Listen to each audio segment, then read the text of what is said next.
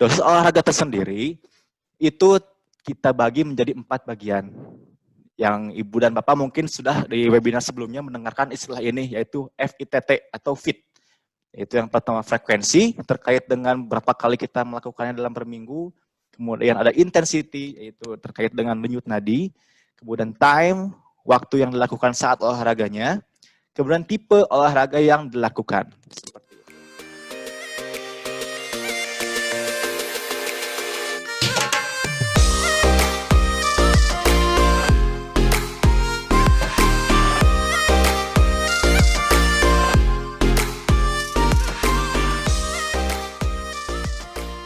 Bismillahirrahmanirrahim. Assalamualaikum warahmatullahi wabarakatuh. Semangat pagi. Pagi. Yakes Telkom. Sehat tanpa obat. Alhamdulillah Ibu Bapak sekalian, kita bertemu lagi pada hari ini dengan webinar tentang mengenal dosis olahraga. Mungkin untuk waktu dan tempat silakan Adit untuk menjelaskan secara teoritiknya. Silakan Kang Adit. Baik, terima kasih Kang Diki. Kita mulai ya. Baik. Bismillahirrahmanirrahim. Assalamualaikum warahmatullahi wabarakatuh. Semangat pagi.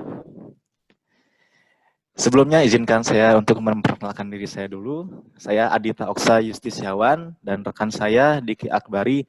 Kami dari tim YFC Jabar Regional 3. Untuk webinar pada kali ini, kami akan men-sharingkan tentang pengenalan dosis olahraga. Mungkin hal ini terkait dengan dosis olahraga ini tidak 1-2 kali mungkinnya dijelaskan. Namun kita akan mencoba memperdalam lagi apa itu dosis olahraga terhadap untuk diri kita sendiri, terutama dalam ranah olahraga kesehatan. Mungkin Ibu dan Bapak nanti di dalamnya sudah pernah mendengar istilah-istilah yang akan nanti kita sampaikan. Nah, dosis olahraga. Dosis itu adalah sebuah takaran ya, Bapak dan Ibu. Untuk obat, jika kita terlalu banyak mengonsumsi obat, itu namanya adalah overdosis. Yaitu takarannya lebih dari yang dianjurkan oleh dokter. Dalam olahraga pun sama. Jika kita melewati takaran yang disarankan, baik itu dari teorinya, atau misalkan kita mengukur diri kita sendiri, ternyata melebihi dari kapasitas yang kita miliki, itu disebut dengan overtrain.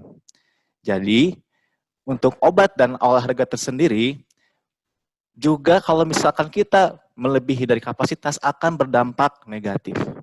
Bisa itu kelelahan kalau dari olahraganya, kelelahan yang tidak bisa ditolerir, kemudian bisa juga terjadi cedera, bahkan yang paling fatal sekali yaitu terjadi kematian, jika kita sudah melampaui batas yang sangat maksimal.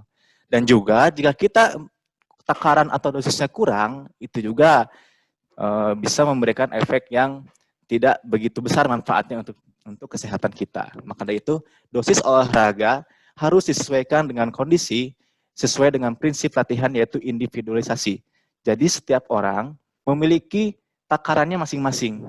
Tidak bisa saya dengan Mas Diki, itu belum tentu kita olahraganya itu sama takaran dosisnya, seperti itu. Nah, ini pentingnya penerapan dosis olahraga, terutama yaitu untuk olahraga kesehatan. Di sini saya mengutip Jurnal Sport Health Science yang dipublis pada bulan Mei 2019, volume 8 di halaman 201 sampai 217. Di sini terdapat jurnal penelitian yang isinya adalah mencari hubungan antara physical activity atau aktivitas fisik olahraga dengan sistem kekebalan tubuh imun seseorang. Nah, dari hasil penelitian tersebut, kita bisa melihat dari grafik yang di sini. Untuk sedentary, nah yang ini adalah ketika kondisi seseorang tidak melakukan aktivitas fisik. Ketika seseorang tidak melakukan aktivitas fisik, maka resiko terkena penyakitnya, sistem kekebalan tubuhnya itu adalah di taraf normal. Tetapi ketika seseorang tersebut melakukan exercise atau olahraga kesehatan yang sesuai dengan dosis untuk tubuhnya diri sendiri, dia mengalami penurunan resiko terkena penyakit. Nih, kita melihat ada moderate exercise. Yaitu moderate exercise ini adalah olahraga yang dilakukan dengan intensitas rendah maupun sedang. Tentu saja ranah untuk intensitas rendah dan sedang ini termasuk dalam kategori olahraga kesehatan.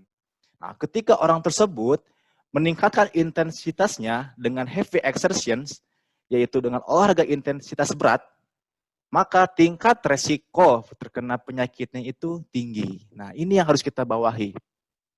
Jadi, kita olahraga itu tidak sembarang olahraga, harus mempunyai takaran dan dosis yang pas untuk kita masing-masing. Setiap orang tentu berbeda. Jadi kita bisa ambil kesimpulan ya, Ibu dan Bapak di sini, ternyata orang yang mempunyai kebiasaan tidak beraktivitas fisik itu lebih beresiko daripada orang yang melakukan olahraga kesehatan. Itu sekitar 40% sampai 50%.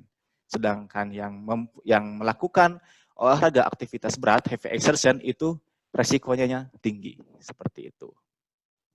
Nah, dosis olahraga tersendiri itu kita bagi menjadi 4 bagian. Yang Ibu dan Bapak mungkin sudah di webinar sebelumnya mendengarkan istilah ini, yaitu FITT atau FIT. Itu yang pertama frekuensi, terkait dengan berapa kali kita melakukannya dalam per minggu. Kemudian ada intensity, yaitu terkait dengan denyut nadi. Kemudian time, waktu yang dilakukan saat olahraganya. Kemudian tipe olahraga yang dilakukan. Seperti itu. Kita masuk untuk yang frekuensi. Nah, saya mengutip dari buku Santosa Giribijoyo yang dalam buku Sports Medicine tahun 2007, bahwa untuk melakukan olahraga kesehatan, kita cukup melakukannya 3-5 kali per minggu.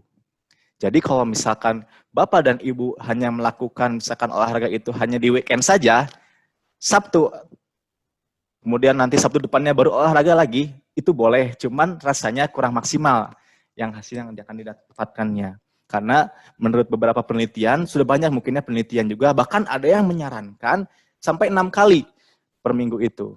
Cuma saya mengutip yang dari Prof. Santosa Giribijoyo ini, 3-5 kali per minggu. Tentu saja untuk jika kita melakukannya setiap hari dengan intensitas yang berat, itu juga tentu saja akan ada resiko yang timbul. Jadi harus pas juga dosisnya. Nah, kemudian kita masuk ke intensity, yaitu intensitas. Nah, intensitas sini kaitannya yaitu adalah dengan denyut nadi. Denyut nadi normal sebelum melakukan aktivitas adalah 60-90 denyut per menit. Walaupun dari beberapa sumber lain ada yang mengatakan sampai 100 denyut per menit. Nah, ketika melakukan olahraga kesehatan, kita dianjurkan untuk melakukan olahraga kesehatan itu denyut nadi yang dianjurkan 65% sampai 80% dari denyut nadi maksimal. Nah, bagaimana cara menentukan denyut nadi maksimal? Yaitu 220 dikurangi usia. Nah, itu untuk menentukan denyut nadi maksimal kita. Nah, ketika sudah menentukan denyut nadi maksimal ini, kita ambil 65% sampai 80%-nya. Sehingga nanti terdapat kita mengetahui angka berapa sih ketika kita olahraga denyut nadi yang kita sarankan itu gitu, yang kita harus jaga itu. Nanti mungkin Bapak dan Ibu sudah sering ya mengukur denyut nadi Bapak Ibu masing-masing. Walaupun sekarang sudah banyak teknologi seperti smartwatch yang bisa langsung otomatis menentukan denyut nadi kita.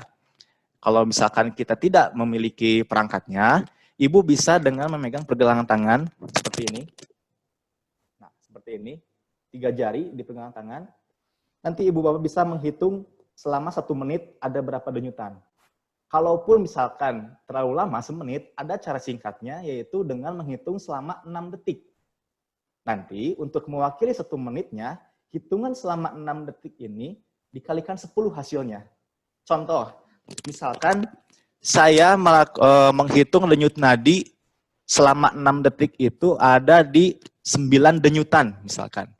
Nah, di dalam waktu 6 detik ini 9 denyutan, untuk mengetahui 1 menitnya tinggal dikalikan saja 10 dari hasil yang denyutan tadi 6 detik itu. Tadi saya 9 denyutan per menit, 9 denyutan per 6 detik, berarti dalam 1 menit saya menghasilkan 90 denyut per menit. Seperti itu. Nah, di sini saya sudah membuat tabelnya, saya dan Kang Diki sudah membuat tabelnya, bagaimana tabel zona latihan untuk olahraga kesehatan Bapak dan Ibu sekalian. Jadi ada dari usianya, nah ini ada heart rate-nya, jadi nanti ketika melakukan olahraga kesehatan, Bapak dan Ibu minimal harus tercapai yang 65%-nya ini. Harus tercapai. Nah, jika nanti ternyata masih di bawah 65% ini, berarti intensitas olahraga yang ibu atau bapak lakukan berarti masih kurang. Berarti harus ditingkatkan. Misalkan, kalau misalkan olahraga yang dipilihnya itu adalah jogging atau jalan cepat, berarti ditingkatkan kecepatannya seperti itu. Sehingga nanti heart rate 65% ini akan tercapai oleh bapak dan ibu sekalian. Tetapi ketika sudah meningkat, pantau kembali. Apakah melebihi dari 80% ini? Nah, ini batasannya Pak dan Ibu. Diusahakan untuk olahraga kesehatan, jangan sampai melebihi di 80% ini untuk pemula ya. Nah, harus dijaga seperti ini. Kalau misalkan ternyata sudah melebihi 80% ini, berarti intensitas olahraga yang Bapak dan Ibu lakukan, turunkan. Misalkan tadi jalan cepat atau jogging, ternyata heart rate sudah melebihi 80% ini. Nah, berarti Bapak dan Ibu cukup dengan mempelankan jalan atau lari Bapak dan Ibu sekalian, seperti itu. Nanti ini bisa dilihat Pak ya. Nah, ini usia yang tadi usia 25 sampai 53 tahun. Nah, ini zona latihan olahraga kesehatannya. Nah, yang ini usia 54 sampai 86 tahun. Oke. Jadi ini yang sangat fatal, yang harus sangat diperhatikan tuh ini. Heart rate. Terkadang ketika kita olahraga, kita tidak menyadari dengan peningkatan heart rate ini. Apalagi kita sedang melakukan aktivitas olahraga kecabangan, misalkan seperti tenis, bulu tangkis, sepak bola atau futsal dan yang lain-lain. Ini biasanya kita akan lupa gitu dengan euforia ketika kita sedang bermain. Apalagi ada sifat ingin menang dan segala macam, kita keinginan masih besar, tapi ternyata heart rate kita sudah melebihi dari yang dianjurkan. Nah itu kita harus bisa mengukur diri setelah kita mengetahui bagaimana zona latihan untuk olahraga kesehatan ini. Gitu. Nah kemudian untuk time, tadi kita sudah membahas frekuensi, intensity, dan sekarang time, waktu. Olahraga kesehatan dianjurkan untuk dilakukan selama 150 menit per minggu. Ini saya kutip dari P2PTM Kemenkes RI tahun 2018. Nah, seperti yang tadi di awal, frekuensi 3-5 kali per minggu. Jadi kalau misalnya kita konversikan kepada anjuran dari Kemenkes ini, 150 menit per minggu, maka jika kita melakukan 5 kali per minggu olahraganya, otomatis untuk perharinya itu kita dianjurkan minimal 30 menit per hari. Dan untuk misalnya kita memilih 3 kali per minggu, itu 50 menit per hari. Seperti itu. Dan ini diharapkan dilakukan secara konstan, secara optimal dan benar-benar sungguh-sungguh. Jadi 30 menit ini jangan disia-siakan misalnya kita dengan banyak mengobrol dengan orang lain gitu. Olahraganya cuma misalkan yang mencapai zona latihan heart rate tadi hanya 10 menit.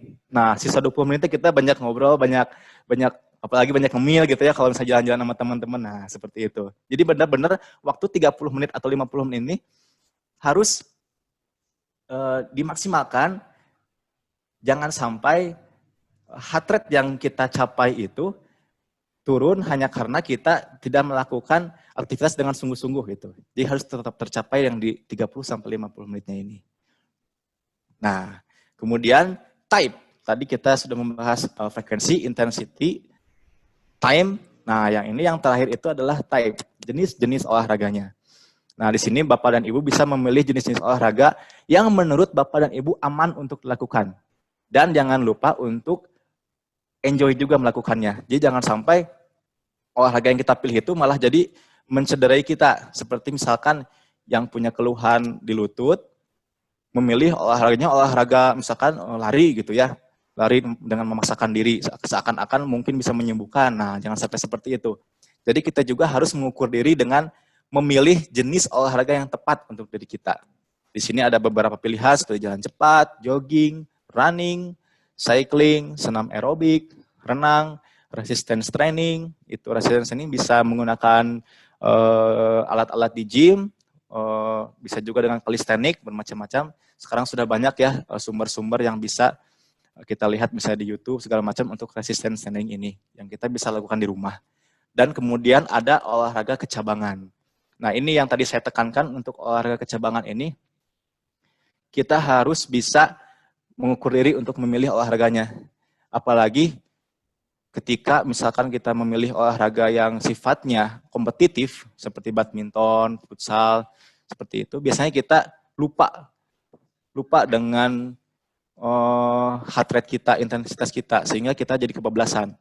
Apapun olahraganya, tetap kita harus mengukur diri dengan sesuai dengan kondisi tubuh kita diri sendiri, seperti itu. Mungkin cukup pemaparan dari PowerPoint yang saya tampilkan dengan Kang Diki. Silakan untuk Kang Diki untuk menambahkan. Oke, terima kasih Kang Adit. Memang betul Ibu Bapak ya, kita harus sudah saatnya mengenali dosis latihan diri kita sendiri. Karena setiap orang itu bisa berbeda-beda dosisnya. Ini ada pertanyaan dari Pak Pak Jajang.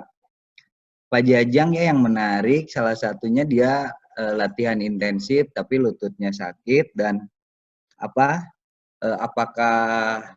dosisnya udah tepat atau belum?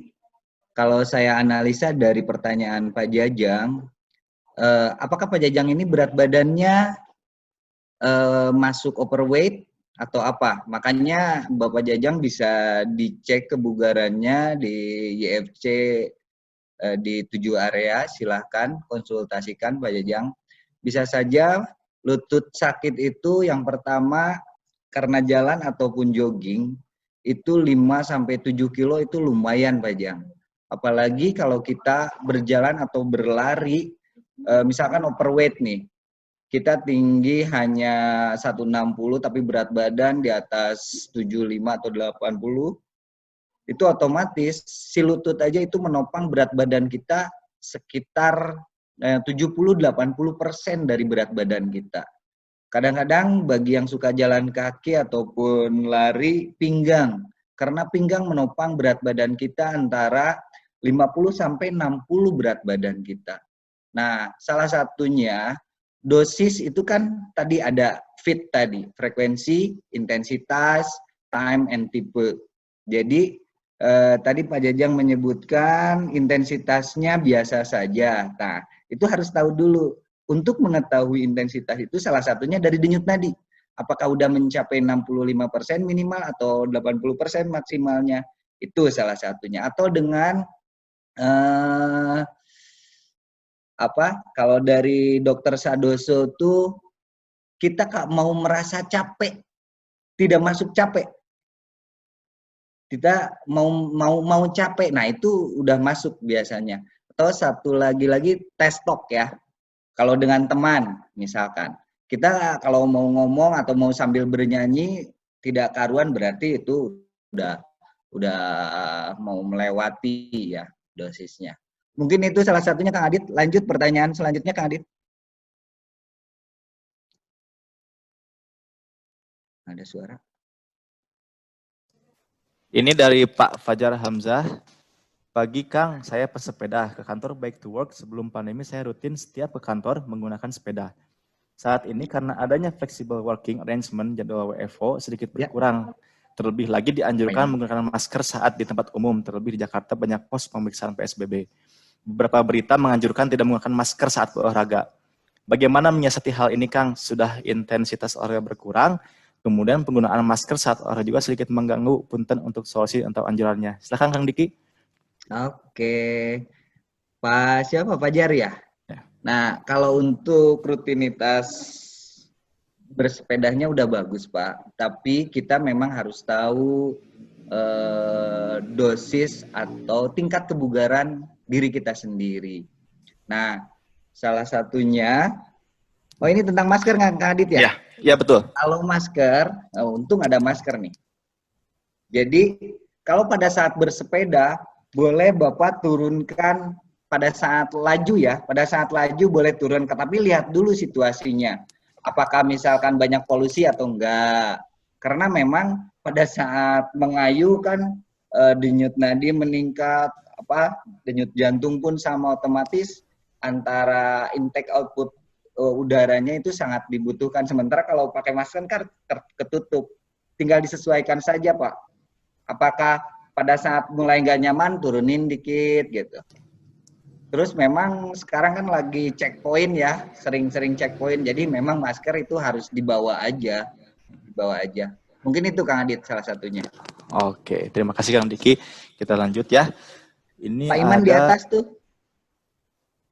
ya, yang Pak Iman ya. Pak Iman mana ya? Ini saya akan menjawab dulu yang Bapak Ngomah Wono. Oh, monggo, monggo. Selamat pagi, dokter. Oh, saya bukan dokter ya. Umur saya 62 tahun. Untuk olahraga apa yang pas atau sesuai? Apakah jalan kaki 1-3 km sampai rumah, dilanjutkan jogging 30 menit, dan saya lakukan 3-4 kali per minggu. Apakah masih kurang atau perlu ditambah? Terima kasih. Oke, saya akan menjawab ya Kang Diki ya. Ya, lanjut. Untuk Bapak Ngomah Wono ini, aktivitas fisik kan tadi Bapak sudah melakukan jalan kaki nih Pak ya 1-3 km. Nah, alangkah baiknya Bapak juga di sini mengukur intensitas yaitu denyut nadinya juga Pak. Apakah sudah mencapai, sudah di antara range 65% sampai 80% dari denyut nadi maksimal atau belum? Kalau misalkan memang dirasa kurang di bawah itu, agar lebih optimal, Bapak bisa meningkatkan kecepatannya, atau misalkan Bapak juga bisa mengkombinasikan dengan olahraga-olahraga lain, Pak. Bapak kan tadi ini fokusnya hanya jalan kaki, Pak ya. Nah, kalau misalkan ini ternyata Bapak masih kurang intensitasnya, nanti di rumah Bapak bisa melakukan untuk penguatan ototnya juga, Pak. Resistance training yang seperti saya sampaikan di PowerPoint, bahwa resistance training ini bisa dilakukan di rumah, Pak. Seperti misalkan Bapak duduk berdiri di kursi, atau yang kita bisa sebut dengan chair squat, duduk berdiri di kursi 10-15 kali, dilakukan 3 set seperti itu. Karena memang cukup bagus untuk mempertahankan aktivitas kardio ini. Namun alangkah baiknya Bapak juga menambahkan aktivitas lain, olahraga lain yang bisa menguatkan otot juga, Pak. Gitu. Jadi tidak hanya kapasitas kardiovaskularnya saja yang baik untuk Bapak, tapi kemampuan muskular ototnya juga Bapak terpelihara seperti itu. Kalau misalkan Bapak ternyata 1-3 km jalan ini sudah mencapai heart rate di atas 65%, Bapak tidak perlu dilanjut lagi dengan jogging, Pak. Karena itu sudah cukup, Pak. Gitu, ya. Yang penting Bapak heart rate-nya tercapai, dan saya sarankan untuk menambah dengan latihan-latihan ringan untuk otot juga seperti itu. Oke. Lanjut, mungkin ada yang raise hand ya, ada yang raise hand. Kang Diki nggak kedengeran suaranya Kang Diki? Lanjut ini Pak Iman satu tadi kelewat karena nyambung salah satunya. Pak Iman usia 74, jadi olahraga yang tepat jalan kaki ataupun sepeda itu udah bagus Pak. Tapi salah satunya tadi saya sebutkan, kenali dulu kita termasuk misalkan obes enggak gitu. Terus kenali dari mulai frekuensinya, intensitasnya, terus tipenya misalkan jalan kaki ataupun sepeda, terus waktunya. Nah, masalah waktu ini jangan terpatok ya, seperti apa yang dikatakan Prof. Santoso itu, dengan hanya latihan 10 menit aja sebetulnya itu bisa cukup. Mungkin itu Pak Iman. Lanjut Raisen, silakan. Raise hand dari Pak Syafrizal ya. Silakan untuk di-unmute Pak Mangga. Syafrizal. Adakah? Pak Syafrizal, silakan. Assalamualaikum Kang. Waalaikumsalam. Mangga. Saya Syafrizal Kang, umur 65 tahun ya. Tadi saya lihat presentasi Kang Adita ya. Itu ada grafik deh yang yang mulai dari normal turun sampai 45% terus naik ke atas yang overtrend. Nah, kemudian dalam sehari-hari saya ya berolahraga, saya olahraga ringan aja, ringan dan sedang mungkin ya. Itu kalau nggak jalan pagi atau senam. Cuman frekuensinya saya setiap hari, berarti 7 kali seminggu. Sementara tadi saya perhatikan dari presentasi Kang Adita, itu antara 3-5 kali seminggu. Dan waktunya lebih kurang 1 jaman. Jadi biasanya kalau saya jalan pagi, saya sambung lagi dengan sepedaan santai aja. Apakah ini overtrend? Padahal saya nggak merasa apa, Aman-aman biasa aja ya. Biar aja ya. Terima kasih. Assalamualaikum warahmatullahi wabarakatuh. Waalaikumsalam warahmatullahi wabarakatuh. Silakan Kang Diki. Pak Safrijal sebetulnya udah bagus. Memang kalau untuk secara riset itu kenapa harus istirahat di dalam seminggu itu minimal sekali atau 2 kali. Jadi memang untuk perkembangan otot itu selama 2 hari, otot itu hanya bertahannya 2 hari. Misalkan Bapak latihan Senin, nih, nanti hari Rabu misalkan punya kualitas 5 ya, dilatih hari Senin, nambah 2 jadi 7, terus selama 2 hari itu akan kembali ke 5. Dalam artian Bapak udah bagus, tapi tetap Pak, untuk intensitas Bapak harus perhatikan juga. Kalau seandainya setiap hari tanpa istirahat Bapak enjoy saja. Memang sekarang ada riset-riset terbaru sampai di 6 atau 7 kali pun nggak apa-apa. Tapi intensitas atau dosisnya harus diperhatikan. Kalau ringan sedang saja, ya it's okay. Tapi sistematikanya jangan lupa Pak. Sistematikanya itu yaitu salah satunya adalah ada pemanasan yaitu stretching, terus inti misalkan jalan, terus cooling down boleh dengan stretching lagi, tapi jangan sampai misalkan jalannya aja atau larinya aja pelankan karena itu beda efek ke tubuhnya itu beda. Tinggal itu aja yang perhatikan. Kalau Bapak aman-aman saja it's okay, tapi kalau seandainya nggak nyaman konsultasikan ke kami ataupun ke dokter mungkin tuh. Ada tambahan Kang Adit, silakan. Cukup Kang Diki. Ya, terima kasih Kang. Gimana Pak Safrijal? Ya. Cukup? Terima kasih Kang. Ya, sama-sama Pak. Lanjut Mungkin lanjut, ada raise hand dari Pak Tevip nih. Alhamdulillah. Ya. Silakan Pak Tevip. Ini saya di kantor Pak, bapaknya nggak ada nih. Silakan Pak Tevip untuk di-unmute. Lanjut Pak. Ada?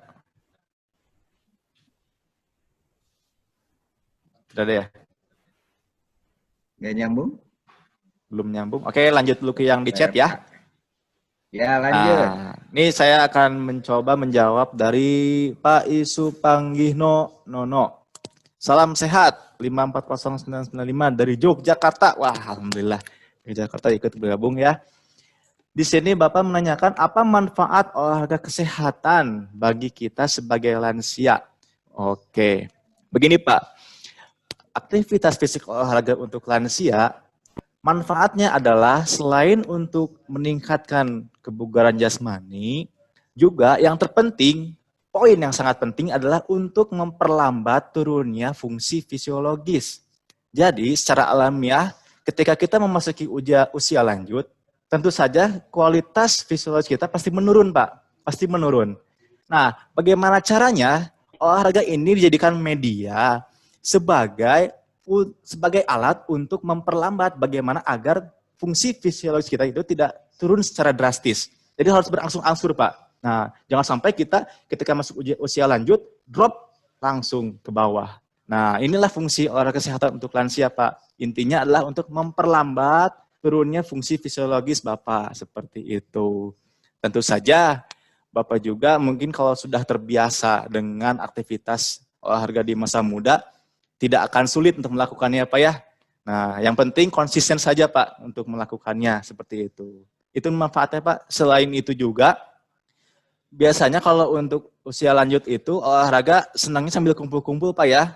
Kumpul-kumpul sama teman-teman sejawat seperti itu. Betul, nah ini Kang juga Adit. untuk menjaga kondisi terbaik biopsikososial. Jadi 3 aspek ini jadi dapat semua nih. Biologisnya dapat, psikologisnya dapat, sosialnya dapat. Nah ini yang terpenting Pak. Jadi bagaimana olahraga sebagai media untuk membuat kita senang itu. Seperti itu Pak ya. Terima kasih. Nah Kang Diki ada yang kelewat nih, Pak Muslih nih. Pak Muslih sebelum Muslih. Pak tadi, Pak Muslih. Selamat pagi Kang Diki dan Kang Adita. Olahraga adalah salah satu cara terbaik untuk menjaga kesehatan sekaligus meningkatkan imunitas khususnya dalam menghadapi wabah COVID. Namun tentunya harus terukur, jangan sampai berlebihan. Pertanyaannya, seperti diketahui, peserta olahraga terdiri dari berbagai usia dan kemampuan. Olahraga yang bagaimana, jenis, intensitas maupun frekuensi yang sesuai dengan usia, muda, orang tua, dan lansia, pria maupun wanita. Silahkan Kang Diki. Oke, terima kasih Pak Musli. Seperti yang tadi dijelaskan oleh Kang Adit, ya salah satunya dosis latihan itu dari mulai frekuensi, terus intensitas. Salah satunya diketahuinya dengan denyut nadi. Atau dengan kalau barengan sama teman, itu dengan pestok. Atau minimal mau masuk capek. Mau masuk capek. Ya, itu. Terus tipe olahraganya itu bisa sesuaikan saja sesuai dengan kesenangan.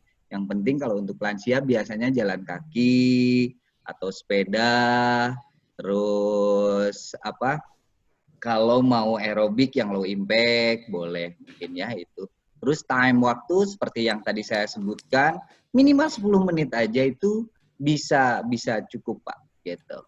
Terus memang di masa-masa pandemik ini kita harus benar-benar jangan hanya dari segi fisiknya saja, nanti bisa konsultasi dengan ahli gizinya juga karena imun tubuh itu bisa dipengaruhi oleh makanan. Mungkin mangga tambahannya Kang Adit, silakan. Oke, cukup ya. Cukup. Untuk Oke. Bapak Pak iya. Teten nih, lanjut Pak Teten. Pak Teten. Oke, Pak Teten Rohmat, bagaimana mengetahui olahraga sudah overdosis? Bersepeda karena hobi tidak terasa ternyata sudah melewati 40 km. Lebih dalam tempo 2 jam lebih. Tubuh kami pun tidak ada keluhan apa-apa. Silakan Kang Diki. Bagus. Banyak nih. Memang Pak Teten tidak sedikit juga yang perlu kita perhatikan pada saat bersepeda itu tahu-tahu meninggal atau jatuh atau apalah. Tapi tetap kalau alhamdulillah selama ini Pak Teten tidak ada keluhan, tapi kebetulan saya juga suka sepeda Pak. Yang perlu ditekankan itu salah satunya kembali ke sistematika yang tadi saya sebutkan. Jangan lupa stretching awalnya, terus bersepeda sebagai inti dan cooling down karena bukan apa-apa. Kalau Bapak misalkan 2 jam apalagi sampai berkilo-kilo begitu, pasti dari mulai pinggang ada kerasa. Lengan ada kerasa juga. Karena lengan kan cukup statis ya, nggak terlalu berat. Nah, tapi dalam artian kita juga perlu melatih lengan. Jadi setelah bersepeda atau sebelum cooling down, boleh Bapak mengangkat sepedanya untuk melatih bahu atau bicepnya sekitar 5 kali. Itu akan mempengaruhi Pak. Karena tidak sedikit pada saat bersepeda ini dari mulai bahu lengan ini kesemutan sampai punggung. Pinggang pun sama.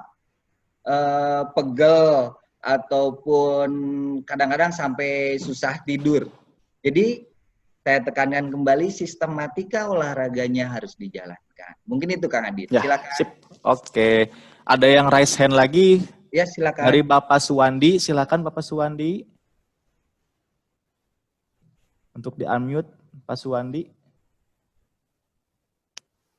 Silakan. Bapak Suwandi tidak ada? Ada lagi yang raise hand? Ida Lutfiah? Ibu Ida Lutfiah? Silakan. Silakan Bu Ida Lutfiah. Belum ada ya? Lanjut dulu aja ke Q&A ya. Satu lagi ada tuh.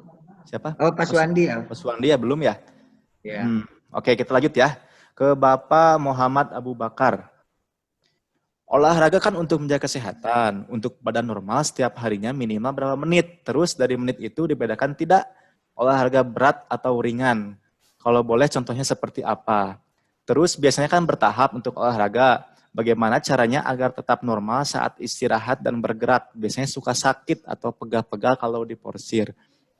Untuk olahraga kesehatan sendiri, seperti tadi Kang Diki sudah singgung sebelumnya, bahwa untuk menjaga kualitas gerak pun 10 menit juga cukup untuk menjaga kualitas gerak.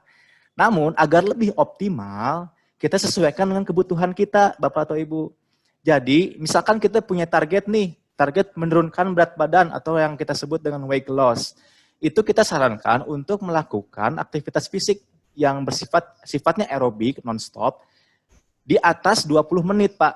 Nah, jadi karena dalam fungsi fisiologisnya tersebut, jika kita melakukan aktivitas aerobik di atas 20 menit, itu sudah ada sistem pembakaran lemak.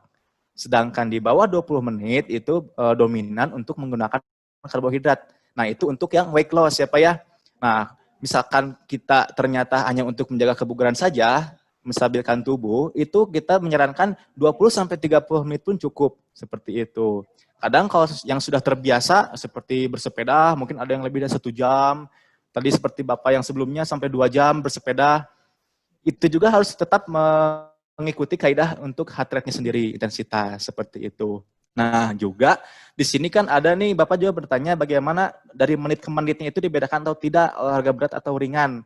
Nah, olahraga berat atau ringan ini, mungkin ini saya membacanya ke intensitas ya Pak ya. Jadi ada yang disebut dengan high intensity interval training. Nah, kalau high intensity interval training ini, dia di dalam sekali latihan menggunakan beberapa intensitas. Jadi dia awalnya rendah dulu, naik ke sedang, meningkatkan heart rate, naik lagi ke olahraga yang tinggi, terus nanti turun lagi. Biasanya itu dijeda beberapa menit. Jadi pertamanya lambat, misalkan jogging intensitas rendah dulu, nanti naik meningkat ke tinggi, terus ke sedang, turun lagi. Nah itu kita bisa katakan dengan high intensity interval training. Jadi divariasikan intensitasnya dalam sekali latihan. Ada juga yang disebut dengan LISS, LISS, yaitu low intensity steady state. Kalau ini cenderung ke pengaturan kecepatan itu konstan. Misalkan Bapak jogging 30 menit, itu kecepatan itu tidak terjadi perubahan kecepatan yang signifikan. Nah, itu mungkin yang dimaksud oleh Bapak ya. Jadi kalau misalkan Bapak memang sudah terbiasa, mampu untuk melakukan peningkatan ringan ke berat seperti itu, tidak apa-apa dilakukan, asal yang tadi sudah saya sampaikan, intensitas yang harus diperhatikan ya Pak ya, heart rate-nya. Nah itu jangan lupa untuk setiap melakukan olahraga, sistematika seperti stretching harus benar, seperti itu. Dan kalau misalkan sudah terasa sakit dan pegal-pegal, itu sebaiknya istirahat dulu, tapi jangan langsung istirahat total seperti duduk. Nah, jangan dulu. Jadi harus bertahap. Misalkan Bapak dari jogging, pengen istirahat nih, saya ini udah kerasa pegal-pegal. Bapak jangan langsung duduk. Bertahap seperti jalan pelan dulu, 2 menit, 3 menit jalan santai dulu. Nanti baru kalau heart rate-nya sudah stabil, sudah turun lagi, baru istirahat, boleh sambil stretching lagi. Seperti itu. Oke, silakan Kang Diki.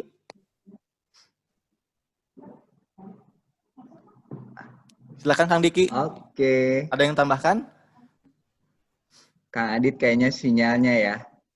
Oh gitu. Nah, cukup untuk Pak. Ya. Ya. Lanjut aja Kang Adit. Lanjut. Ada yang raise hand tuh Kang Diki. Oke. Pak Muhammad Rifai, silakan. Pak Muhammad Rifai. Ada Pak Muhammad Rifai? Bapak Ngomah Wono. Lanjut ke Q&A dulu ya sambil menunggu. Ya, silakan bacakan Kang Diki. Ini untuk Bu Fitria Nurdiana. Selamat pagi Kang. Apabila kita melakukan olahraga di pagi hari dan merasa masih mampu untuk olahraga kembali di sore hari. Ibu harus tahu dulu tujuannya untuk apa.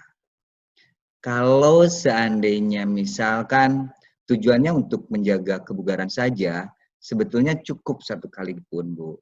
Tapi kalau intensitas Ibu aktivitas sehari-hari tinggi, nah di sini peranan olahraga, tujuannya misalkan sebelum kerja nih olahraga. Biar kita untuk pada saat kerja lebih prima. Nah, setelah seharian kita bekerja ada lelah juga. Nah, sudah saatnya nggak apa-apa di sore hari ibu mau latihan lagi, tapi tujuannya adalah untuk menurunkan stresnya, merelakan otot-otot lagi, karena tapi tetap sistematika yang harus diperhatikan itu satu, terus ingat tujuannya dulu. Jadi jangan sampai ibu dengan sehari 2 kali nanti bukan apa-apa Bu. Kalau kita misalkan dosisnya nggak tepat atau berlebih, itu kekakuan otot menandakan peningkatan sampah metabolisme tubuh di tubuh ya. Nah, salah satunya kalau nanti itu terus menumpuk, justru akan menghambat metabolisme. Kalau sudah menghambat metabolisme, otomatis ibu akan mempunyai keluhan, Bu, di situ. Jadi, kalau seandainya boleh ibu, tapi jangan terlalu lama, harus perhatikan dosis tadi. Dari mulai frekuensinya, atau khususnya intensitasnya ya Bu. Khususnya intensitasnya, misalkan oke lah, pagi-pagi sekitar 65%-nya. Tapi untuk yang sore boleh diturunkan. Gitu. Mungkin itu, Kang Adit ada tambahannya? Buat Bu Fitri?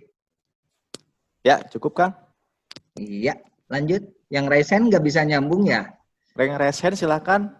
Bapak Muhammad aja. Rifai. Ya, silakan. Oh, Pak ya, Pak Muhammad Rifai silakan. Iya. Kalau saya mau jalan kaki, fokus stretching-nya itu yang mana yang difokuskan, Pak? Apa kaki atau keseluruhan seperti kalau yang kita mau melaksanakan senam-senam biasanya? Mohon penjelasannya. Dan berapa lama waktu stretching-nya, Pak? Terima kasih, Pak Adit, Kang Diki. Iya, sama-sama. Silakan Kang Adit dulu. Terima kasih, Pak. Ya. Bapak Muhammad Rifai. Ya, untuk stretching sendiri, walaupun hanya jalan atau lari saja, tetap keseluruhan tubuh harus di-stretchingkan ya, Pak ya. Walaupun tetap dominan harus di bagian lower body, yaitu dari pinggang ke bawah itu harus benar-benar maksimal, Pak. Nah, itu karena yang dominan dipakai pada saat jalan atau lari itu otot bagian bawah. Tetapi jangan dilupakan bahwa di bagian bagian atas juga kita ada semacam kontraksi otot juga di bagian punggung, bagian tangan untuk mengayun seperti itu, Pak ya. Nah, itu juga harus tetap dilakukan secara keseluruhan. Untuk waktunya itu harus menyesuaikan juga dengan kualitas stretchingnya, Pak. Kalau ditentukan dengan waktu, kita khawatir misalkan dalam satu gerakan 8 hitungan misalkan, nanti Bapak hitungnya cepat, 1, 2, 3, 4, 5, 6, 7, 8. Nah, itu yang dikhawatirkan. Jadi memang sebaiknya benar-benar ketika kita meregangkan otot itu, kita benar-benar harus sampai maksimal ada sensasi rasa nyeri sedikit dalam sendi yang kita stretchingkan. Nah, itu. Jadi tidak usah terpatok oleh waktu, yang penting Bapak sudah merasakan stretching. Nah, di situ mulai hitung.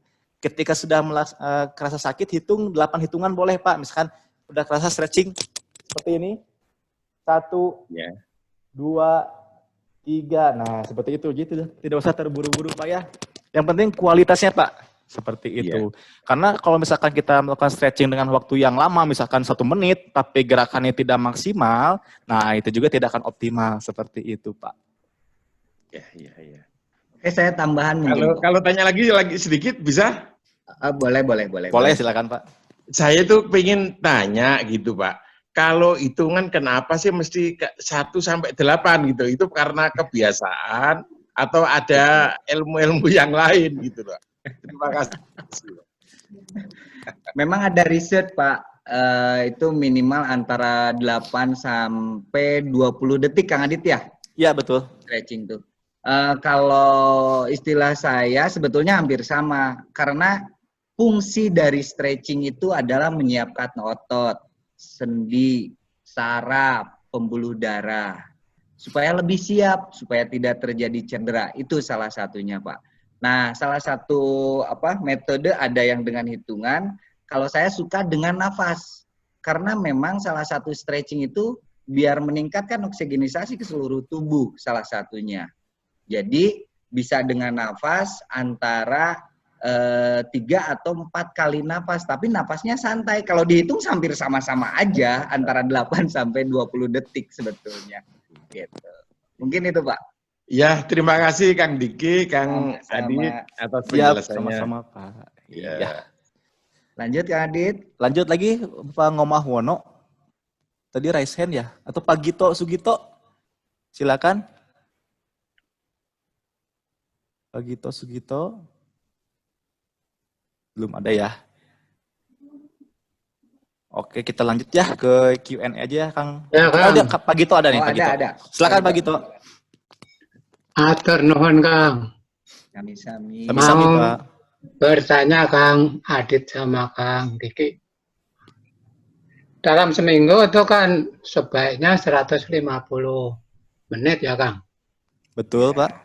150 menit itu dihitung dari awal kita mulai stretching, atau kalau kita sudah mencapai denyut 60 sampai 80% dari denyut maksimum tadi, itu yang dihitung. Jadi hanya setelah kita mencapai 60 sampai 80% dari denyut maksimum tadi, baru dihitung yang 150 menit per minggu tadi, atau mulai dari stretching. Karena kalau mulai stretching kan denyut kita masih rendah sekali ya. Ya, Itu pertanyaan saya, Kang. Makasih. kasih Mas Gito. Silakan Kang Adit. Silakan, Wi. Oh, saya. Oke. Oke, Pak Gito. Bisa saja itu kan yang penting, yang terpenting adalah intensitas tujuan latihannya. Misalkan Bapak sekarang latihannya jalan nih. Tapi Bapak spare waktunya apa mau ngikut yang 150 per minggu itu? Bapak punya waktu berapa lama dulu? Itu yang harus diperhatikan. Misalkan kalau seandainya Bapak benar-benar seminggu 3 kali berarti berapa? 50 menit atau 30 menit punya waktunya. Bisa dengan dari stretching, tapi nanti pada saat inti jalan. Oh, berarti sisa jalan sekitar 20 menit misalkan. Nah, dalam 20 menit itu harus mencapai denyut nadinya minimal yang 65% tadi. Jadi itu bisa disesuaikan Pak Gito. Mungkin itu. Silakan Kang Adit, mungkin ada tambahan. Ya, cukup. Gimana, Pak? Gimana Pak Sugito? Pak Gito?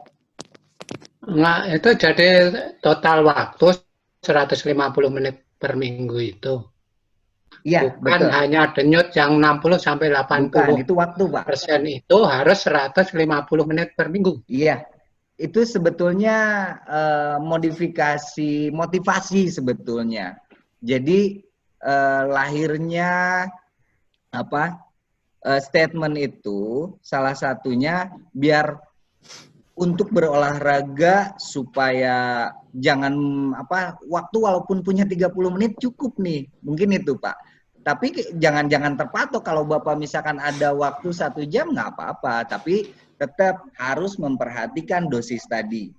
Dari mulai frekuensinya, intensitasnya, terus tipe latihannya, dan juga waktu tadi. Mungkin itu.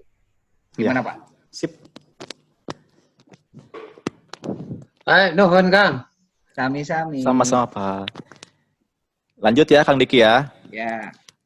Di sini ada Bapak Laksulaksono. Apa bedanya FITT dengan BBTT? Baik, benar, terukur, dan teratur.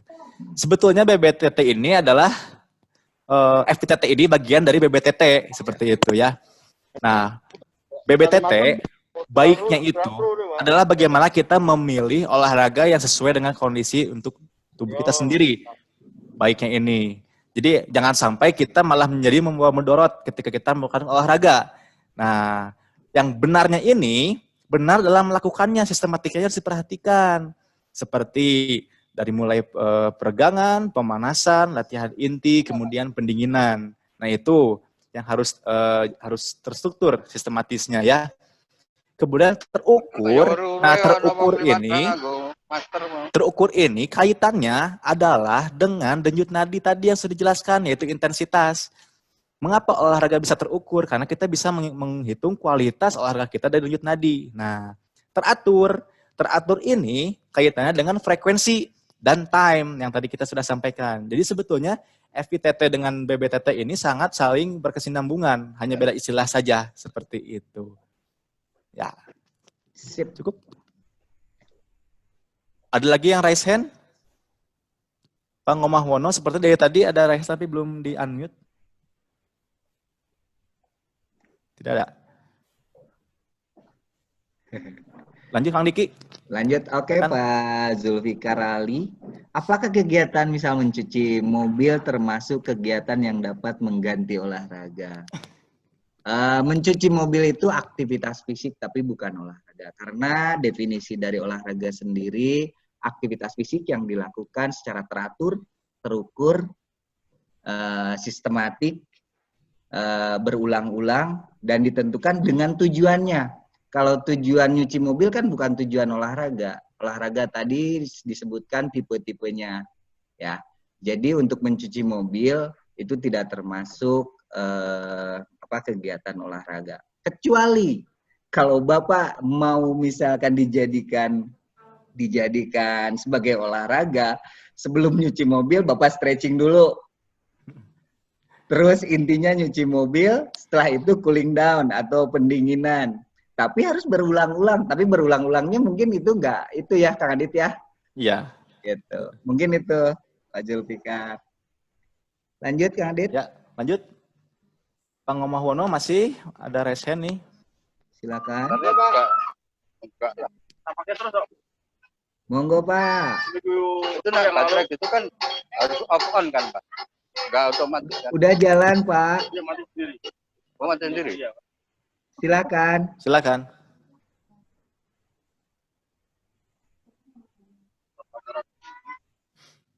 Silakan Pak. Tidak ada? Lanjut aja. Ya, lanjut ya. Bagaimana, dari Ibu Riana H. Bagaimana cara menghitung BMI dan mohon tipsnya terkait penggunaan masker saat olahraga. Saya sempat olahraga bersepeda, tapi masker hanya saya kalungin lalu ditegur sama polisi karena masker tidak dipakai. Apakah memang benar penggunaan masker sangat berbahaya saat olahraga? Oke, untuk pertanyaan yang pertama, ini bagaimana cara menghitung BMI, yaitu dengan berat badan dibagi tinggi badan dalam meter dikuadratkan. Nah, nanti hasilnya itu dikonversikan dengan norma yang sudah ada, yang sudah baku. Kalau tidak salah untuk yang idealnya itu adalah 18,5 sampai 25. Nah, kalau di atas 25 itu sudah obes, overweight, kalau di bawah itu underweight. Nah, nanti bisa dilihat normanya di 18,5 sampai 25 kalau tidak salah untuk BMI itu ya. Cara menghitungnya, berat badan dibagi tinggi badan dalam meter dikuadratkan. Dan untuk pertanyaan kedua, untuk penggunaan masker saat olahraga ya, mungkin sebelumnya di webinar sebelumnya sudah pernah disampaikan.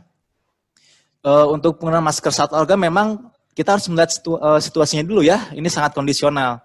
Jika memang kita berolahraga di tempat yang sepi, jauh dari keramaian, apalagi bersepeda, tidak saling berdekatan antara satu dengan orang yang lainnya, itu bisa saja kita kalungin saja maskernya. Tapi ketika kita istirahat nanti, dan ada orang-orang berkerumun di situ, pakai lagi aja maskernya. Nah, jadi situasional. Karena ada resiko juga kalau misalnya kita berolahraga dengan intensitas sedang atau berat dengan menggunakan masker. Karena tubuh kita itu butuh suplai oksigen yang besar. Kalau kita ditutup dengan masker, maka oksigen yang masuk itu terbatas seperti itu. Jadi memang untuk olahraga di tempat ramai tidak disarankan juga untuk kondisi seperti ini gitu. Karena bisa membahayakan diri kita juga, bisa membahayakan orang lain juga seperti itu. Silakan Kang Diki, ada yang mau tambahin?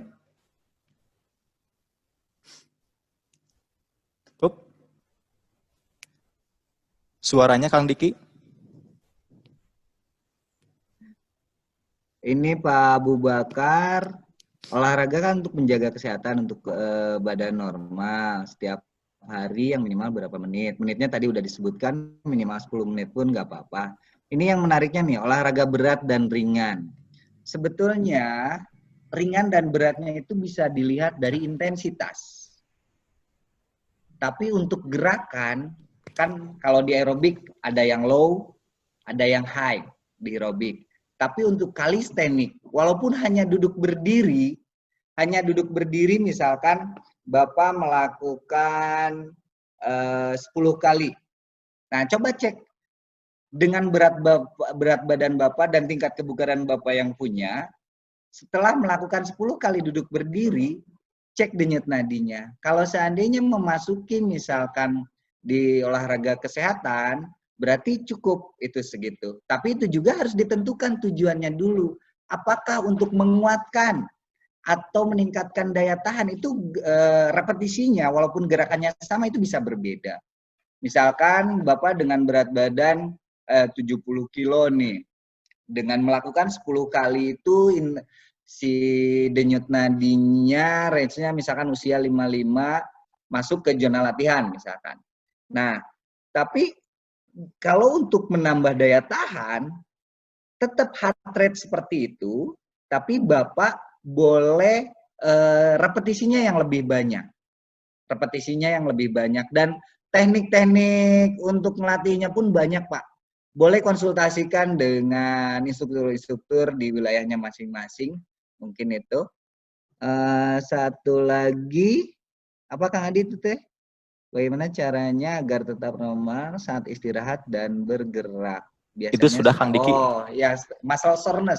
Ini namanya muscle soreness. Jadi sakit-sakit setelah latihan. Memang pada intinya sih sebetulnya setiap ada perubahan secara fisiologis ataupun anatomis, kalau kita yang suka olahraga nih, kalau ada penambahan kualitas, itu otomatis secara fisiologis atau anatomis pun akan ada perubahan, sehingga terjadi sakit-sakit setelah latihan.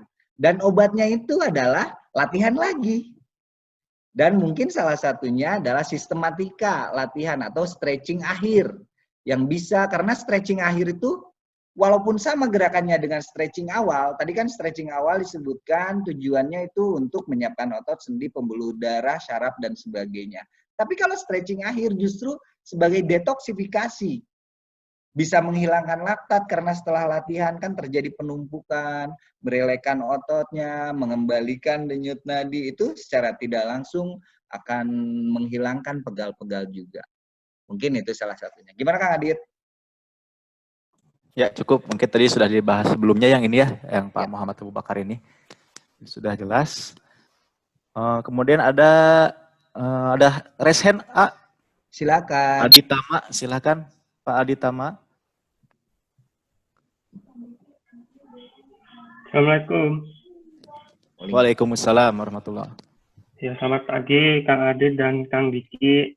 Pagi Pak. Mungkin saya menyambung penjelasan Kang Adit tadi, bahwa untuk olahraga khususnya untuk weight loss ya, itu kan minimal 20 menit untuk pembakaran karbohidrat, dan setelah itu baru ada pembakaran lemak gitu ya. Nah, berkaitan dengan itu saya menangkap bahwa olahraga itu banyak hubungannya dengan metabolisme tubuh. Tuh. Apalagi sekarang pada masa pandemi ini kan kita mempunyai keleluasaan waktu untuk melakukan olahraga, terutama olahraga di rumah. Nah, berkaitan dengan itu, apakah ada waktu yang terbaik untuk melakukan olahraga berdasarkan metabolisme tubuh? Contohnya misalnya, pagi sebelum makan, atau sore setelah kita makan banyak ya. Intinya ada makan pagi, makan siang, dan ada snack sudah kita masukkan ke tubuh semua, baru kita olahraga untuk membakar lemak tersebut. Dan apakah ada waktu yang dilarang untuk melakukan olahraga berkaitan dengan metabolisme tubuh tersebut? Itu aja sih pertanyaan saya, terima kasih. Mangga Kang Adit. Pak. Ya. Terima kasih Pak Yoga. Terima kasih Pak Aditama ya. Terima kasih. Ya betul Pak, untuk misalkan di saat era pandemi ini, banyak waktu yang bisa digunakan untuk kita berolahraga Pak ya. Terkait dengan waktu pelaksanaan olahraga, sebetulnya tidak ada yang dilarang Pak. Cuman memang ada yang dimaksud dengan golden time mungkin ya Kang Diki ya, untuk olahraga itu. Betul Kang. Agar sirkulasi udara bagus, mungkin bisa dilakukan di pagi hari Pak.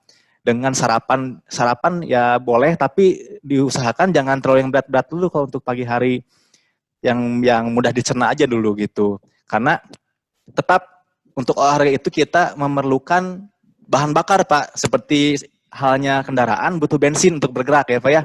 Nah, untuk olahraga biasanya untuk melakukannya, untuk makannya itu usahakan 2 jam sebelum olahraga untuk makan berat. Tetapi jika mendekati jam olahraga, disarankan untuk memakan makanan yang gampang dicerna atau yang bisa cepat menjadi energi. Seperti misalkan Bapak minum madu atau makan pisang. Nah, seperti itu bisa. Itu kalau saya pribadi menyarankan untuk melakukannya di pagi hari atau di sore hari, Pak. Jam 4, jam 5 itu juga bagus. Kalau untuk siang hari, dikhawatirkan kita mengalami dehidrasi, Pak. Karena panasnya itu. Jadi jika kita olahraga di bawah terik matahari justru malah menghaturkan dehidrasi. Dan yang banyak keluar itu kan keringat, Pak ya. Nah, keringat itu yang akan menguras cairan tubuh kita dari matahari itu. Seperti itu. Kang Diki mau tambahkan, silakan. Mungkin untuk weight loss-nya ya.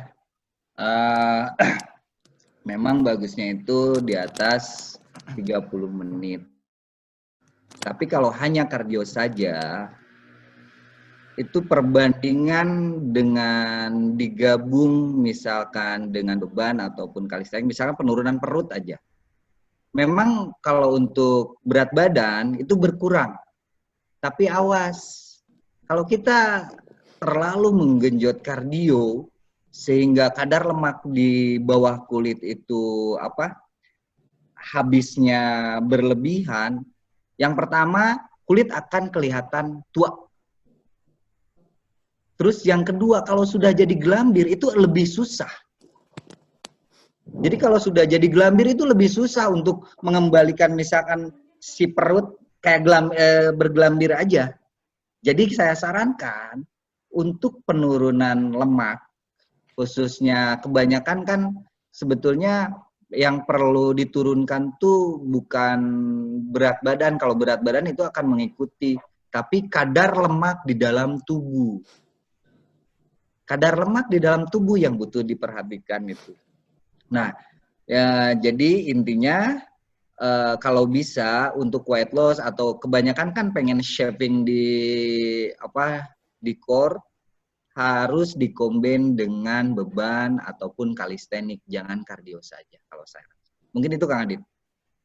Ya, terima kasih. Bagaimana Pak Adi Tama? Sudah cukup ya? Ya, sudah cukup. Terima kasih. Sama-sama. Sama-sama. Oke, ini lanjut ke Q&A dari Ibu Rini Tresnaningsih. Selamat pagi, saya sedang hamil 5 bulan, usia saya 29 tahun dan masih aktif bekerja ke kantor. Sedangkan yang saya tahu, kalau virus corona ini sangat rentan terhadap manula, anak bayi dan ibu hamil. Yang ingin saya tanyakan, dosis olahraga sendiri seperti apakah yang harus saya lakukan? Apakah bisa dilakukan di rumah saja olahraganya? Silakan Kang Diki. Oke, terima kasih Kang Adit. Bu Rini, memang tetap harus diperhatikan dosis latihannya. Di rumah pun bisa. Jadi olahraga itu waktu ataupun tempat itu bisa dimodif. Misalkan kita hanya punya waktu nih di rumah 10 menit, itu bisa stretching yang di video kita ya, yang Yakes banyak contoh-contoh latihan ataupun gerakan yang hanya dilakukan 7 menit ya Kang Adit ya. Iya, betul. Bisa diadopsi, bisa dilihat di sana. Jadi di rumah pun bisa, di kantor pun bisa. Mau dimanapun, tinggal tujuannya dulu. Mau latihan apa. Kalau lagi hamil, ya minimal jalan, atau kalau calisthenics, lakukan squat biar hipnya lebih kuat atau lebih fleksibel. Tapi jangan lupa sistematikanya dijalankan. Begitu Kang Adit. Iya, terima kasih. Kita lanjut ya. Ini ada Fal Ma'ruf dari Surabaya nih. Assalamualaikum Kak Diki dan Kak Adit. Mau nanya, olahraga yang tepat untuk menurunkan berat badan dilakukan berapa kali seminggu? Tadi sudah disinggung Kang ya, yang untuk weight loss ya. Minimalnya ya 30 menit. Kemudian ada baiknya juga dilakukan 3-5 kali per minggu. Kemudian intensitasnya sedang saja, tidak usah tinggi. Ya. Nah, intensitasnya diperhatikan. Jadi di antara range 65% sampai 70% itu cukup dari denyut nadinya. Itu cukup, jangan sampai dinaikkan lagi ke intensitas yang tingginya. Nah, lebih bagus lagi digabung juga dengan diet. Nah, diet juga sangat berpengaruh besar gitu ya. Kalau misalkan kita ditanya efektif mana sih diet sama olahraga gitu untuk menurunkan berat badan. Sebenarnya dua-duanya juga efektif. Cuman kalau ditanya, kan beda nih efektif dengan mudah. Beda ya, efektif dengan mudah. Kalau efektif, dua-duanya efektif. Kalau mudah itu ya kita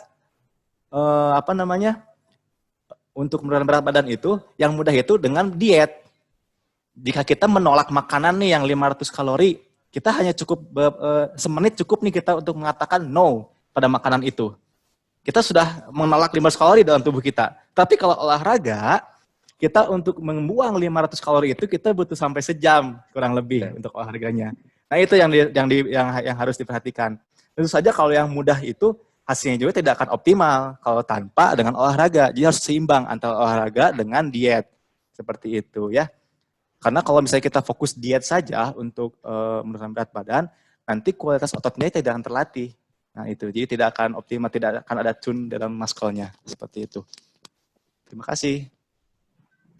Ada lagi yang raise hand, A? Oh, yang raise hand, silakan. Muhammad Rifai, silakan.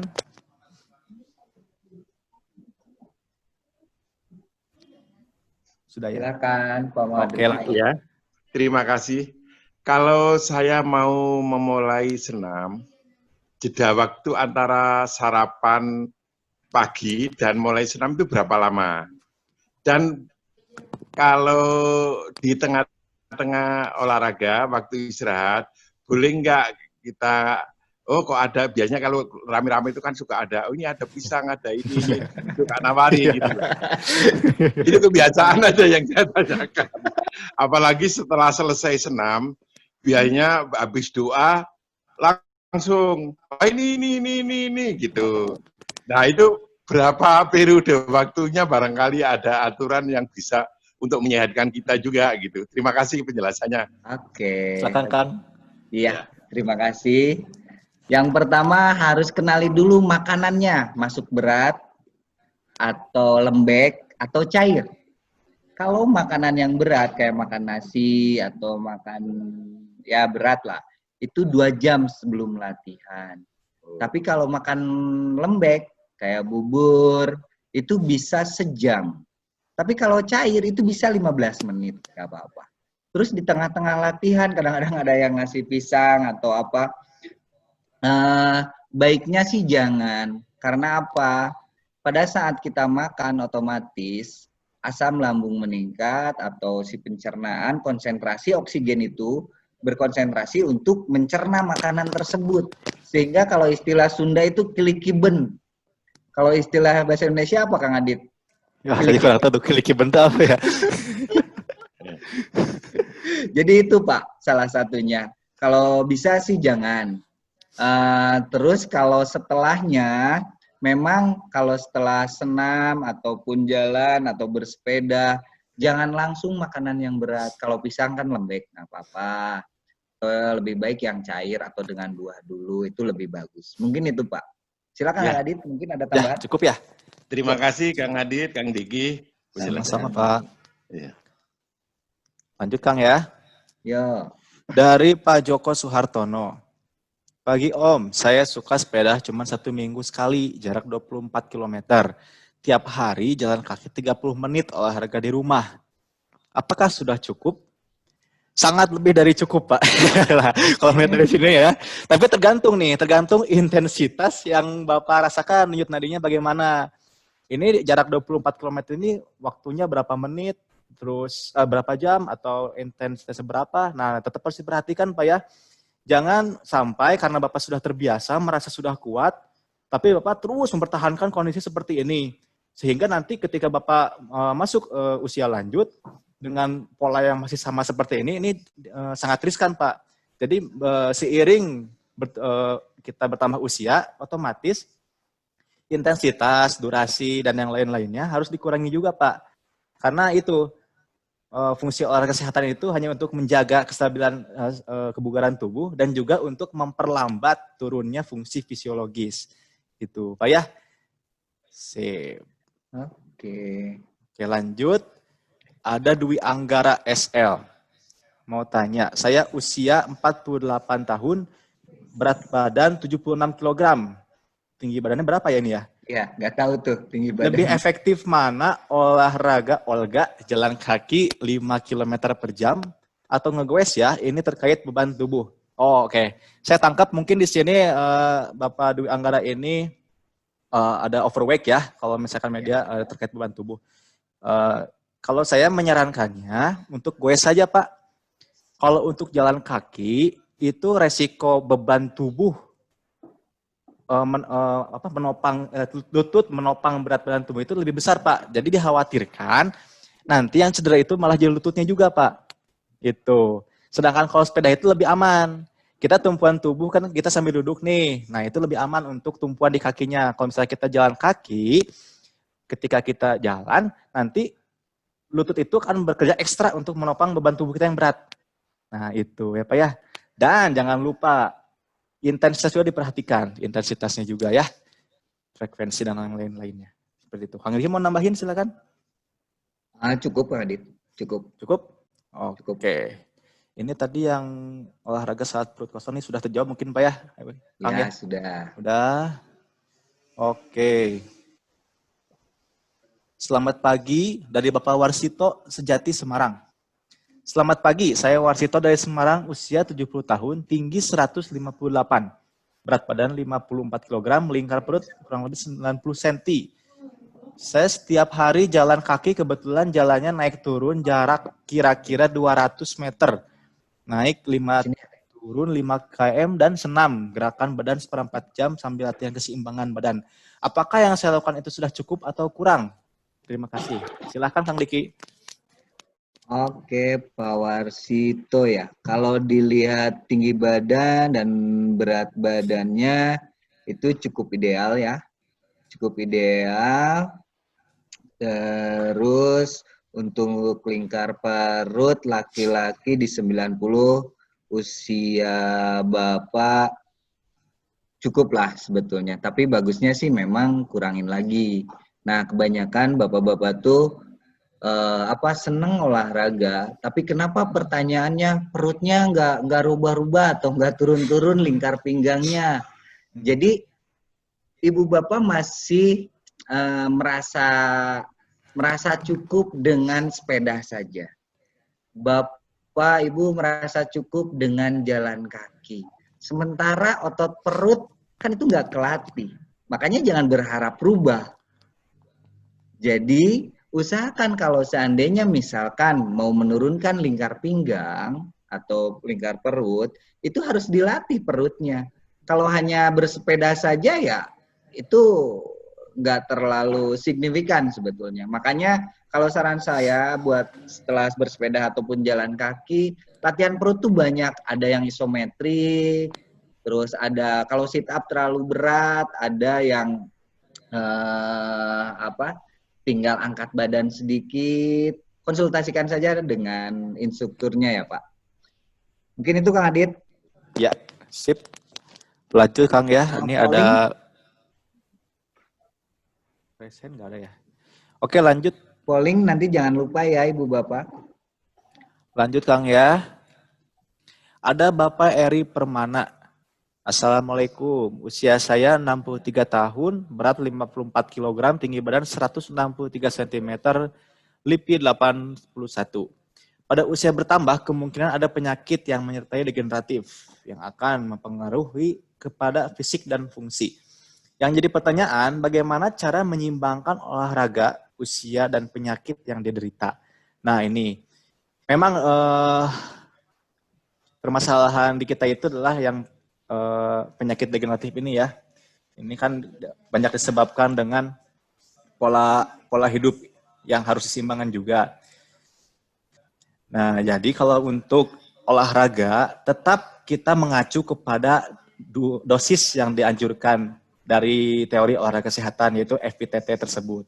Namun jika memang seseorang sudah memiliki salah satu penyakit degeneratif tersebut, alangkah baiknya untuk mengkonsultasikan dulu kepada dokter. Nah, bagaimanapun juga harus perlu advice dari dokter bagaimana kita melakukan olahraga seperti itu. Nanti dokter akan menyarankan dosis waktunya seperti apa, frekuensinya seminggu berapa kali, kemudian tipe olahraga apa saja. Nah, itu akan mempengaruhi. Jadi lebih baik kita konsultasi dulu ke dokter saja seperti itu. Kang Di mau nambahin terkait ini yang penyakit degeneratif menyeimbangkannya? Cukup kan, Adit? Cukup? Iya. Lanjut. Dr. Elok Dwi Anggarani. Sip. Terima kasih sharing ilmunya. Kang Adit, jenis latihan seperti apa dan berapa dosisnya untuk menurunkan atau menurunkan sentral obes, lemak di perut? Sekalian diparagain ya, tuh adiknya paragain. Kalau secara penjelasannya tadi udah ya. Iya, sudah beres tadi deh. Susah. Saya ini tidak memungkinkan sepertinya untuk memperagakan. Kang Diki di sana? Boleh. Bentar ya, Dok.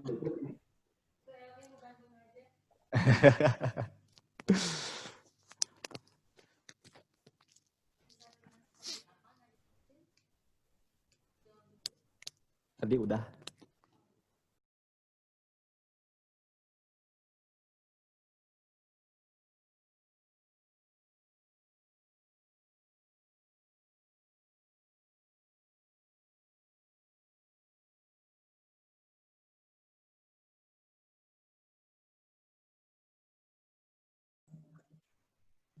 Kalau kita latihannya di kursi, ini untuk otot perut, minimal angkat kaki satu, perut bagian bawah yang kerja.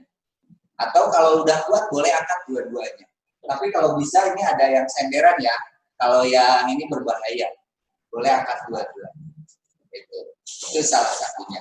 Kalau untuk isometri, bisa ambil nafas, kalau di yoga ya, luruskan, terus tekan sedikit perutnya, atur nafasnya. Itu latihan isometrik. Tinggal terus antara 3-4 kali lah. Kalau udah misalkan lebih kuat lagi, tambah 5 kali sampai 8 kali nafas. Tapi itu lumayan loh, keringat dan intensitasnya lumayan. Padahal hanya isometrik diam saja. Mungkin itu. Itu salah satunya Bu Elok ya, Dr. Elok. Terima kasih. Silakan.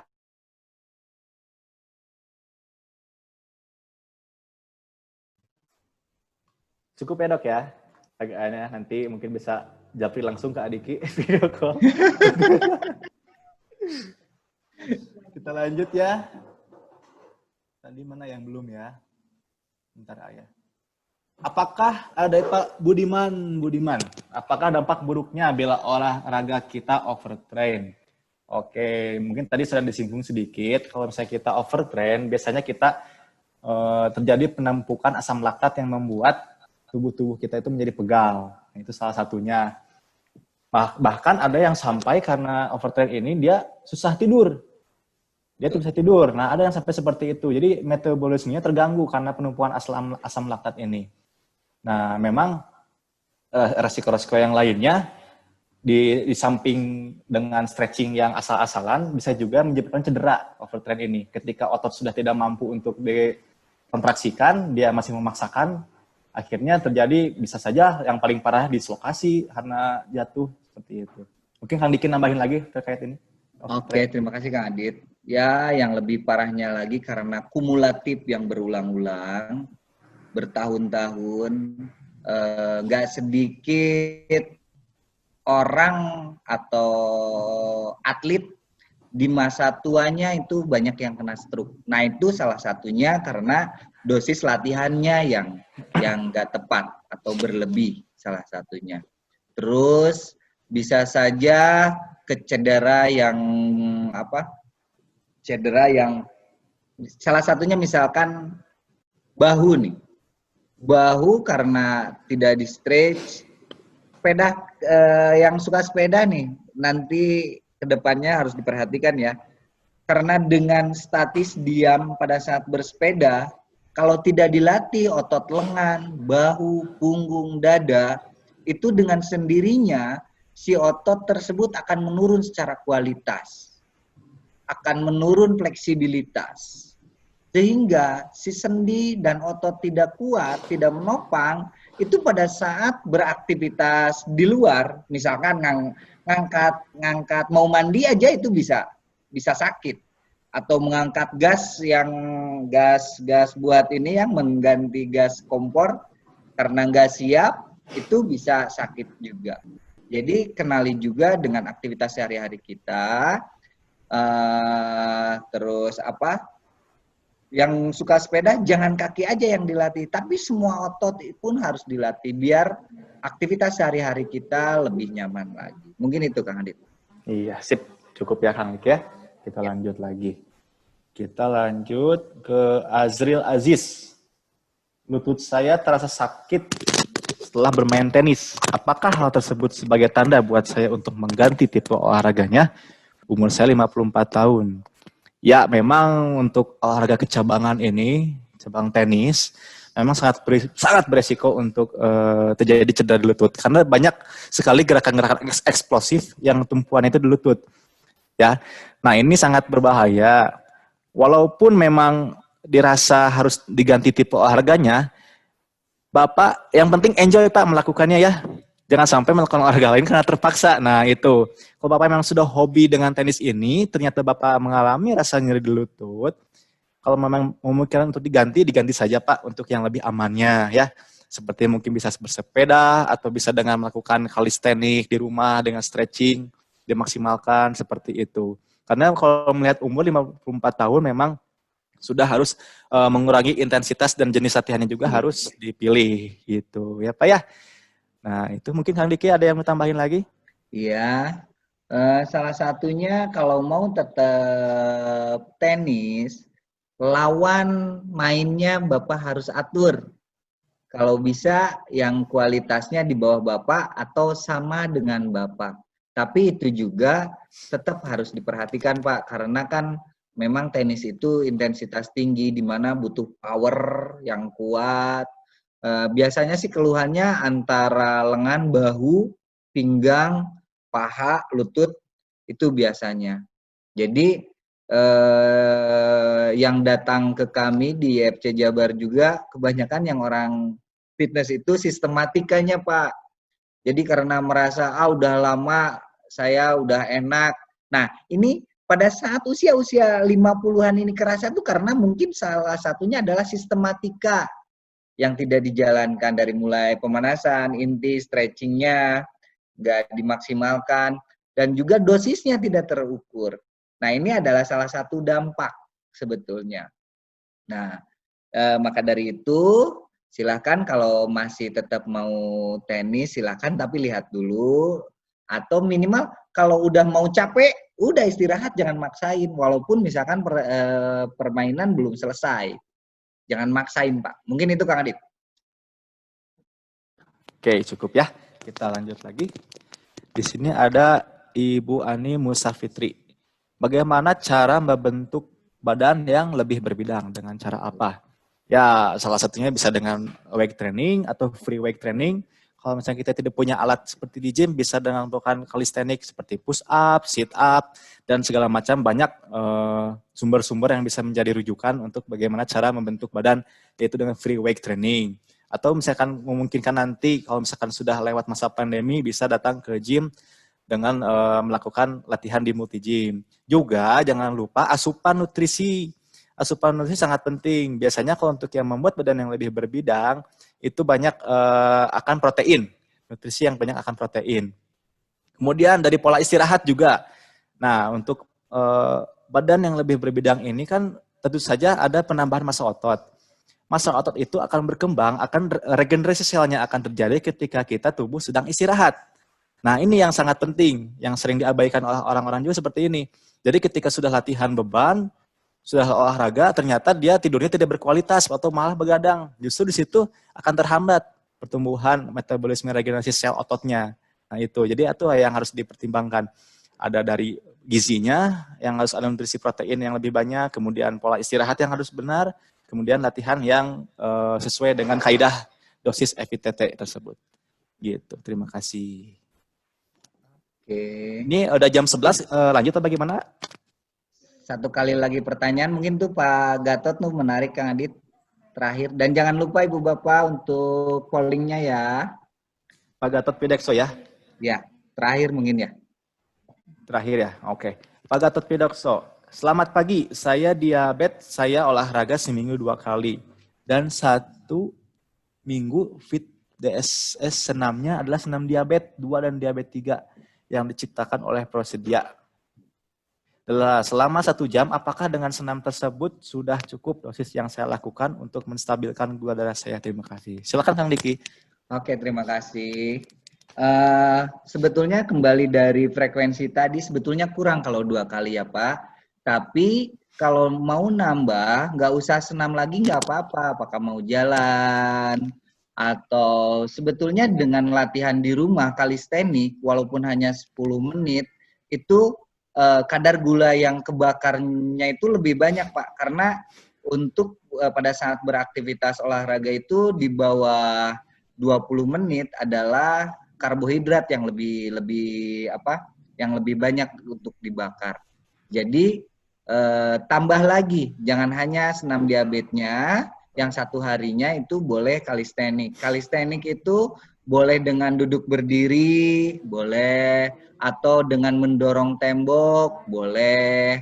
Misalkan 3 item aja per hari. Tapi biasakan sebelumnya stretching dulu.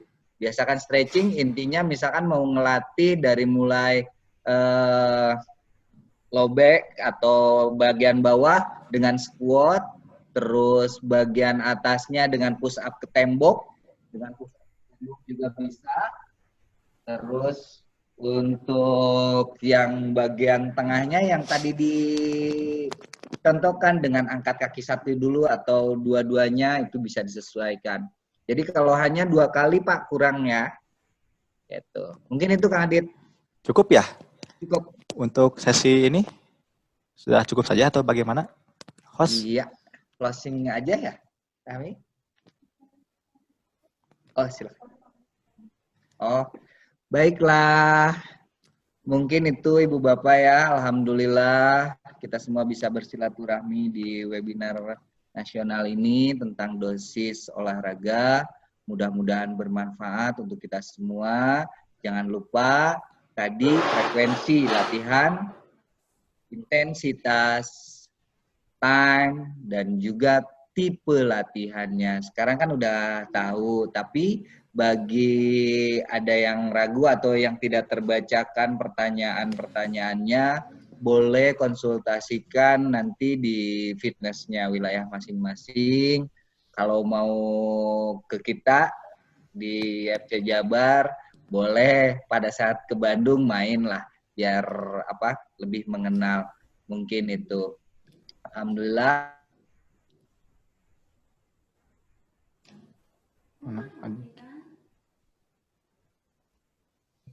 Semangat pagi. Pagi. Ya Kestelkom. Sehat tanpa obat.